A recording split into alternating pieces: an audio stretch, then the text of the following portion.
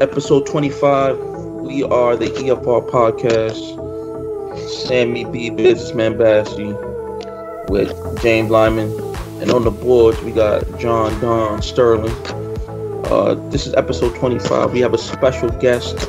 He's known in the industry. You know, he's not as known as his cousin, his older cousin, but he's known.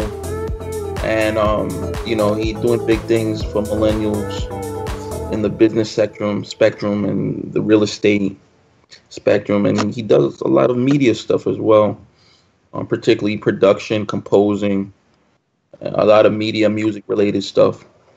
But he's good with the investments as well. So we're gonna speak to. He goes by the name of Lawrence Franklin. He is Kanye West's first cousin through Miss Dr. Donda West. I want to call you Lawrence Fishburne, but you're Lawrence Franklin. Let me get a soul clap. One time for my man Lawrence Franklin. Y'all crazy. Lawrence Fishburne Franklin. That's what we're gonna call him. Lawrence, man, Law, what's up, man? Nothing, man. Just chilling. Just just getting the day started. It's Mother's Day, Sunday. Yeah. So gonna do some stuff later on. But Happy Mother's Day to all the mothers out there. This won't be coming out on. This will be past Mother's Day when it comes out. But this, I guess you could call it the Mother's Day edition. But when it actually comes out, it'll be later on, and probably early June, around that time. But happy Mother's Day when we're taping it on Mother's Day. So Big Law is right. Law Franklin. How you doing, sir? Oh, I'm doing just good, man. How about you? Doing all right. We're doing right. Welcome on the EFR podcast. Thank you for coming on. Lawrence and I call him Law. We have a little bit intricate history, actually. We actually, it's funny how we actually connected. I actually reached out to Law because he was on. I don't know. Should we give him the background spiel of how we got to, or should we just go ahead, drop it out. Drop it out. All right. I met Law through. He was on the Star Show, the Star Report, and if anybody who knows the Star Report, it's a big time podcast show. It's on YouTube, on different social media platforms, and anybody who knows Star, he's the former host of the Star and Buckwild Show. He used to be on Hot 97, all these different radio platforms. He's big because of the Star and Buckwild Show. And then he kind of started his own thing because a lot of the radio stations, he wanted to start his own platform elsewhere. And he started the Star Report. And Law, who's Kanye's brother, did an episode on the Star Report, and after the episode, I reached out to him. I said, why don't you kind of talk about a different aspect of how that, of how, what you do, and instead of just speaking about what the Kanye issues are, because he was actually on the Star Report speaking on what Kanye was talking about, and being a cousin, defending his cousin from what the host was bringing out and what the other commentators at the show was talking about. So, Law, thank you again. We're not going to be berating you with questions like Star did. But we definitely would like to get your perspective. But yeah, man, I like what you all stand for when it comes to business and when it comes to finances, all the things that millennials need to be focused on. As an entrepreneur myself, like I said, I find those things attractive to talk about when it comes down to it. The Star Show was cool. I was invited on there. I normally don't do certain things, like that. But considering the climate of the discussion, I felt it was needed. Not only in defense of Kanye, but in the defense of people being able to have their own minds to speak and think free without being ridiculed for it. Well, let me give background context. What he's talking about is the Star Report did a show on, you know, the perspective of what Kanye was speaking about the whole slavery thing, and being a free thinker, and his association with the right wings, the right wing, and conservative politics, the forethought. So Star brought Lawrence on the show to kind of give a perspective of what Kanye was probably going through with his side, because that's his first cousin. And it just kind of made sense, to kind of come out and see where this perspectives were, and that's what Lawrence came out and did, and kind of give kind of reasoning of why Kanye stated what he stated, whether it was the TMZ or the interview that he did with Charlamagne the God, where he his stance was, and why not have your cousin who knows you, who you interact with, come and defend you, because Kanye is doing other things and he's getting ready for his album drop and everything like that. So that's what he's kind of speaking about. But that's not here or there. We want to kind of get your perspective on the economy, finance, and business, and and also kind of speak about what you're kind of doing, maybe associated, some of the stuff that you're doing with the real estate stuff. Let's start with that. Two parts of real estate for me.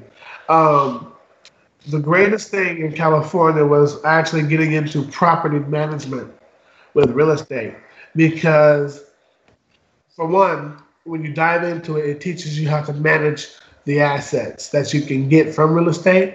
But a greater benefit in California, if you get like a job as a property manager, because of the state laws, you get to live for free on top of your salary in whatever property you manage, right? So in like my early 20s, I was living in high rises and mid rises and Beverly Hills, West Hollywood, like all the nicest spots on top of the salary because of property management, right? So what I started stepping into was teaching property management to other people. So that blew up big. Are you teaching millennials how to do property management, or what are you doing with that? The millennial, I get a lot of millennials, because millennials that come to LA are searching for other things, right? They're trying to be in the arts, usually in entertainment. They're trying to grow their own businesses, and if they get into property management, I hear it kind of opens up a freedom when you're not working on 9 to 5, all day long with 30-minute breaks, to where you can still expand. That's why I did it, because of what I was doing in music, I needed that freedom. So with my classes, that I would teach, in my early 20s is when it started. It benefited me financially, right? So Atlanta, man, is one of the greatest places, I feel, for real estate. If you don't have a real estate license, if you don't have the best of credit, if you don't have the biggest of capital, we do 3 ways, right? The form of real estate is called subject to, right? Mm-hmm. So take over properties subject to whatever is existing. It could be taxes, it could be a mortgage, it could be whatever. I like to go after houses usually that are outright, so you ain't got to worry about a mortgage. But even if there is a mortgage, fine. If you're a real estate investor, you're just trying to make money off the house anyway. So we'll have them sign the house over to us, and whatever deal we'll make a financial deal with them for that. And what we try to do is avoid having to put up any money up front, And when they sign the house over, we make money off of it one of 2 ways. Right now, we sublet rent the room, and the houses be anywhere from 5 to 8 bedrooms. But now another big thing with that is the Airbnb too. But even if we get a deal to where, say, an owner doesn't want to sell, he's not motivated to just give the house away, we'll still structure the deal, because it's about investment, to where, okay, then if you don't want to give us the house subject to, you don't want to give us the house as the least option to buy, you know. So if all else fails, right, you come to this owner and for some reason they don't want to give you the property, right? But you know, good and well is just sitting there and they're not getting anything from it. The last deal is we will rent the property from them. There's nothing wrong with renting anything, especially as an investor, because your only thing is to do is to make money off of it anyway, right? So we'll have them sign like a 10-year lease, but sign over total control and power for commercial or whatever use we want of the property, right? And we'll say, okay, well, we'll pay you $800 a month. So you're paying $800 a month on a property for the next 10 years, but you can make as much money off of it as you want, you know, with that. So what is that? Not to cut you off, because I do, you know, I have a real estate background. Did you get that from a couple of gurus? There's a lot of real estate gurus kind of pitching that same type of strategy. You know, I'm gonna tell you exactly how I got it, right? So the second house that I got, we do what's called driving for dollars for the house, and the guy was kind of reluctant. So literally, as I was creating the paperwork, we do the three proposals. I came up with that proposal on the spot, in like just out of the blue. Like, okay, he doesn't want to just completely sell the house, and he didn't want to do that because he knew my interest in it. Because this particular house is going to be worth a whole lot of money because of the gentrification of this neighborhood. Right. He kind of picked up on that, so he didn't want to just completely give it away. I said, okay, well, look, I'll take total responsibility for repairs, maintenance, fixes, whatever. All you got to do is take $800 a month for the next 10 years, and lease this house to me for the next 10 years. And then at the end of this lease, we'll have, I can negotiate to buy it if I want to still. And that's what we had agreed upon. So the house is mine for the next decade, and it's $800 a month, and it's 8 bedrooms. But the thing is thinking like, okay, we always want to jump to that point to where we're supposed to buy something, or we're supposed to own something, or whatever. No, we're supposed to make money off of something if we're real estate investors. Now, let me jump before you move to the next topic. Now, what do you think about this whole debate? Because us as a society, everybody's supposed to own. But what's your whole debate of ownership versus renting? I think that in today's society, that renting is the way to go. Because you rent it and and not only that, you're not totally responsible for it. You can leave when you feel like it. And then if you want to have investments, you just create an investment portfolio somewhere and you invest into different things, gold, stocks, Bitcoin, whatever. Let all that grow, and then you can live now without having the responsibility of a $500,000. I used to think different, but I'm all for renting now, Right. The house, my dream house that I want to live in when I go back to ATL, my dream house is worth about $1 million out there. But if I can afford to pay $4,000 a month, I can have it now. Right. And then when I get tired of it, right. James, do you have any questions? Y'all are talking pretty technical stuff for me because I don't know anything about real estate. But I was wondering if law had started in real estate and then went more into the entertainment branch, or vice versa. Which came first? Entertainment came first. I'm more passionate about entertainment. I'm a musician. I'm playing 11 instruments. The best times of my life is dealing with my music and artists that I work with. However, the entertainment industry is the wave is up and down. What do you see a lot of millennials getting into real estate ownership and renting? Do you see that? I'm gonna be honest. maybe you can give me your insight on this too. For me, my observation of millennials, a lot of them have not developed the tools to sustain themselves with the waves that are going. Well, I'm gonna say that it's geographic. Mm-hmm. In the West Coast, in California, I do see a lot of millennials doing well. A lot of them in tech, a lot of them in real estate, a lot of them doing big things. But I go to the South or Southeast, um, and I see other millennials, and I'll be honest, you know, color, percent, we're not doing as well as we should, I believe. Mm-hmm. And I think that's because they're being blindsided by social media, media, the entertainment industry. If millennials are thinking the only way they can think it is by being a rapper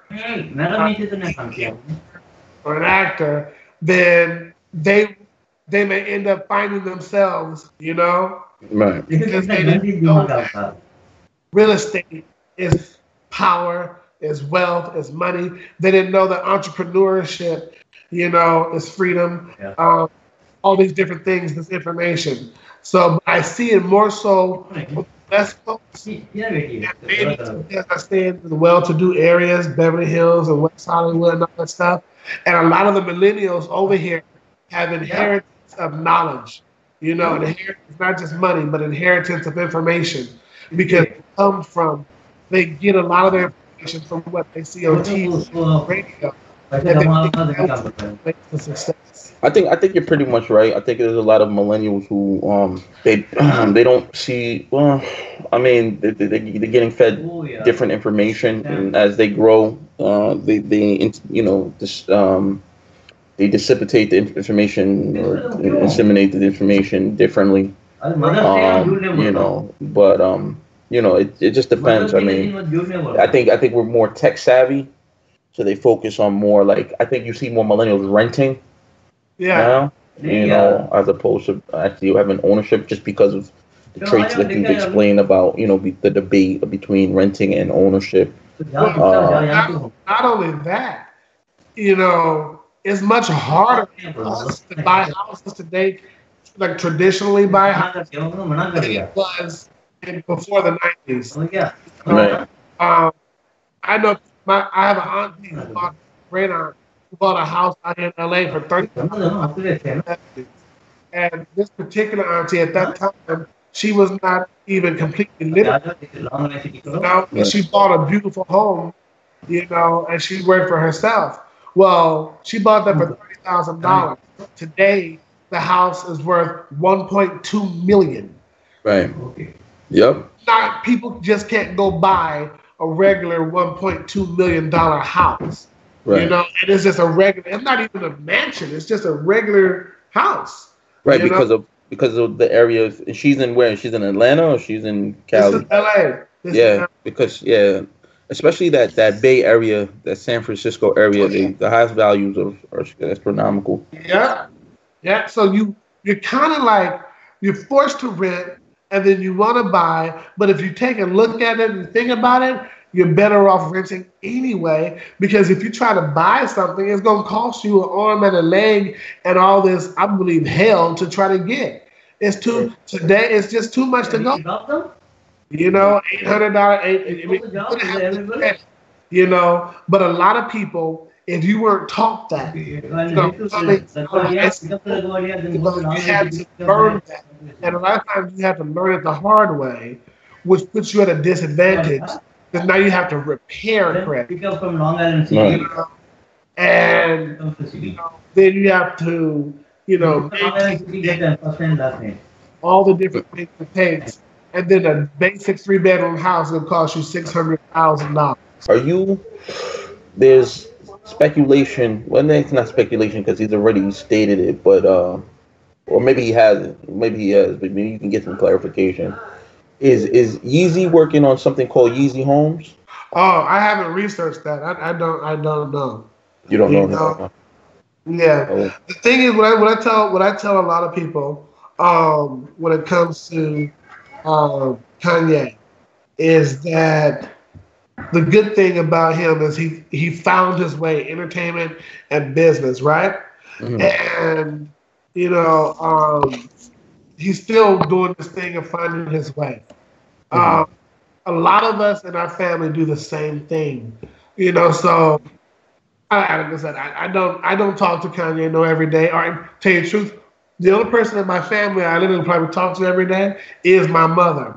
You right, know, I got a ton of cousins that we all grew up together. Also, some of them before last night I haven't seen in 2 and 3 years, but we're right. extremely close. You know, but at the end of the day, I'm in California and Atlanta and real estate, music, and entertainment, and they're doing their same things. You know, and then when the opportunity arises, you know, we'll all arrive together and say, "What have you been up to?"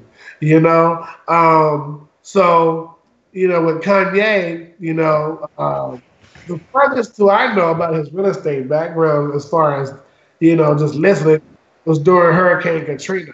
He had bought a bunch of homes, you know, that he gave away to a bunch of people, you know, Mm, displaced, you wow. know, families that become like over a year and stuff like that, you Oh, know. that's powerful. That's powerful. Yeah, That's very powerful. That's yeah, powerful.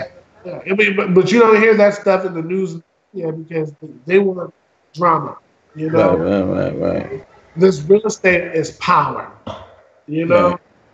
It's it's so much power when you can have assets. That's definitely an integral part, and we'll leave it like that. I mean, we definitely thank you for coming on, Law. One time for my man Lawrence Fishburne Franklin. One time, so clap, so clap, so clap. And that's where we leave it. We got Lawrence Fishburne Franklin. Thank you for coming on, bro. Thanks a lot, man. Y'all can follow me, Lawrence Franklin, on YouTube, Truth and Power. I appreciate you guys. Keep up the good work, you know, and let's support each other. Appreciate that, man. And like I always say, we have James Lyman, and on the board we have John Don Sterling. And this is episode 25. I'd like to thank my man Lawrence Franklin. I like to call him Lawrence Fishburne Franklin. Real estate extraordinaire, musician, composer, producer, and also Kanye West's cousin. So, as I say, stay blessed, be blessed,